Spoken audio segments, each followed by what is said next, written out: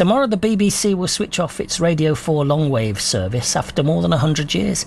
The corporation says the equipment's reaching the end of its life and listener numbers are dwindling. But what does that mean for the huge masts in Wychbold, Worcestershire? Built for the purpose. The Droitwich transmitting station was set up more than 90 years ago. The masts are 700 feet high and they still tower above the landscape. It means you're home, doesn't it?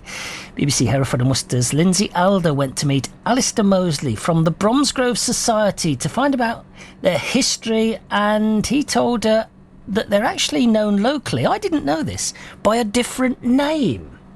Now they are most definitely the Wychbold Masts. That's how we all know them and love them.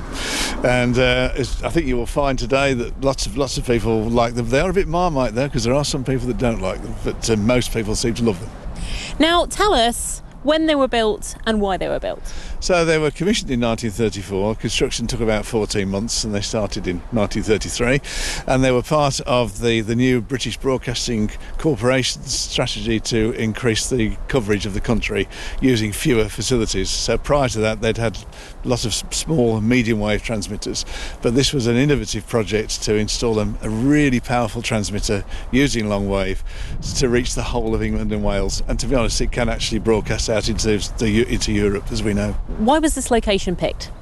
So the BBC looked at several locations all around the Birmingham area. They obviously knew they wanted to be central. There was already a transmitter at Daventry. That was a lower powered transmitter. So the one that they needed to be very central. So they looked at several locations, and this was the one that they felt was the most had the most potential in terms of the topography and also the way that the mast could be built. Obviously, it was a big team of workers on site. It cost £200,000 to build then. That's about £20 million now, which actually is quite good value. But the towers themselves were built by just 10 riggers, and there was one particular guy, Derek Pigeon, who was on there, who actually had just come over from building Sydney Harbour Bridge. Goodness me. On the 6th of September 1934, don't start, I wasn't alive for it, the transmitting station was ready to go, and the first thing we heard was this piece of music by composer Eric Coates. It's called Merrymakers. Go on, Eric, you're on.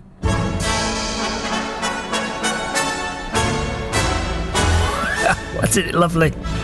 The Merrymakers, this is. A few years later, though, the Second World War broke out, and the masts had a very different job to do, as Alastair explains. They were used to block transmissions, the radar facilities from the Luftwaffe, so that they were almost blind when they were coming in to fly. So they have a big part to play. They also transmitted messages to the French resistance, so they had a part in that. So it was sort of very covert, as you could imagine. And they were involved in D-Day somehow as well, weren't they? They were, because they were all part of that sort of coordination of the communication that was needed to make that such a successful landmark event in history. Well. Nick Todderhill is from the Radio Society of Great Britain. He's been listening to all of that. I bet he enjoyed it. He's planning on being there at the switch-off. He joins us now. Hello, Nick. Oh, hello, Tammy, and hello, Alastair. Yes, it's Nick Todderhill, and I'm a radio amateur representing the Radio Society of Great Britain. Yeah, why are people so bothered, Nick, about these masts in Droitwich and the Droitwich transmitting studio? Well, it's more the transmitter. I mean, I don't know, Alastair might have explained, but the masts aren't coming down straight away because one of them is still used for transmitting Radio 5. Oh. And I don't know how long that's going to carry on for, but I think that might come to an end. Well, radio amateurs are, I think, let me explain who they are. Radio amateurs are mainly people who have a license to transmit radio, but they've also got an interest in radio generally. And many of us have sort of grown up with Radio 4, even before that, the light service on longwave. It's been around a long time. It's a very historic transmitter. And I mean, as Alastair explained, these things started transmitting in the 1930s. And there are actually 3 transmitters that are all synchronised. There are 2 in Scotland and the huge one at Droitwich. And they've been running for nearly 92 years, I think it is, all 3 of them. And will you be going to the final switch-off? Am I right in saying that, Nick? No, I'm not actually going there, but I will be listening. I've got a radio set up here that can listen.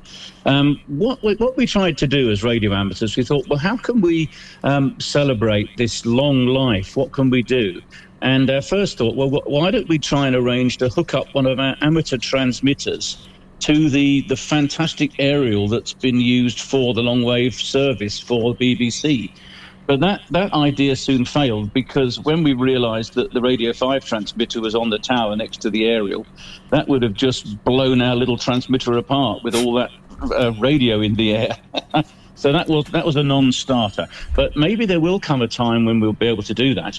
So instead of that, we chose to take out some special call signs. These are the identities that radio amateurs use when they're transmitting. And these are to celebrate the station there at Droitwich and the two in Scotland, at Westerglen and Burhead as well. Well, I'm sure it will be a momentous occasion. Nick, thank you for joining us. I wish we could talk longer, but it's one of those busy days. We're here, there and everywhere. Nick Todderhill there from the Radio Society of Great Britain.